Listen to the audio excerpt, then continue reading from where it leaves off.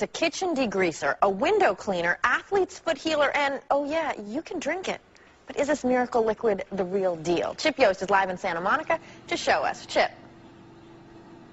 Yeah, Leela, there's a lot of hype inside this bottle. It's basically just amped up water, and there's research that shows it cleans just as well, or in some cases better than many industrial cleaners. But there's not a lot of practice in the real world about how it would all really work, which makes what's going on here at the Sheraton Delfina all the more interesting.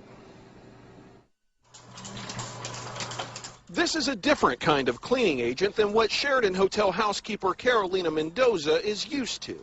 That means no chemicals, and we don't breathe it, because we breathe the chemicals every day, and not with this one. That's because instead of using chemicals off the shelf to clean, the formula she's using is being piped in from the hotel garage. Salt and water and electricity. And that's it? Right. That's it. Nothing else added, no extra materials needed. It's a form of electrolyzed water that comes in two strengths. Some of it used in bathrooms and on the hotel carpets, and some of it used to wash food in the kitchen. And on the hotel cleanliness side of things, management says the hotel is as clean as ever. Guest satisfaction index said, for our guest feedback, we have not slipped. We're still ranked very high in our cleanliness.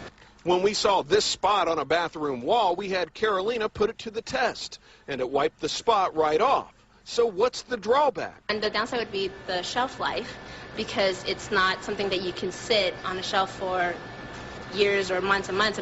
Which is why the hotel had the system installed right on site. The hotel says it's saving about $3,500 a month by not buying all the chemicals it used to, which is fine with Carolina, who says she's breathing better since the hotel started using the system a few months ago.